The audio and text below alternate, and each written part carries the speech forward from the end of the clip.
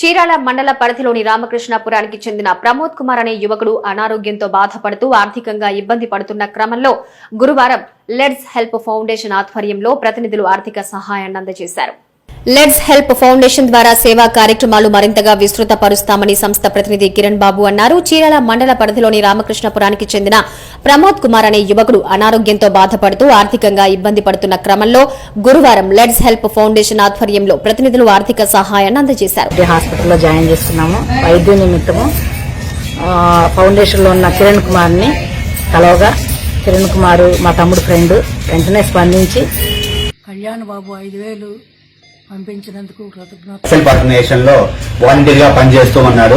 అయితే గత కొంతకాలం నుండి లివర్ జాండీస్ అవడం వల్ల హాస్పిటల్ అడ్మిట్ అవడం జరిగింది. ఒక నెల నుంచి హాస్పిటల్లోనే ఉంటూ ఆర్థికంగా ఇబ్బంది పడుతూ ఉన్నారు.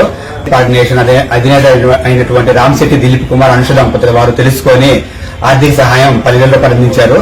వారితో పాటుగా యుఎస్ నుండి నాగలక్ష్మి గారు ఇంకో 10,000 రూపాయలు అందించారు. అలాగే హైదరాబాద్ నుండి అజయ్ కుమార్, రఘు, సత్యనారాయణ, చీరాల నుండి గుర్రం మురళి, సునీల్, కరుణాకర్ వీరు వాళ్ళ స్తోమత తగ్గట్టుగా హెల్ప్ చేస్తున్నారు. టోటల్ గా 35,000 రూపాయలు ఆర్థిక సహాయం అందించినారు.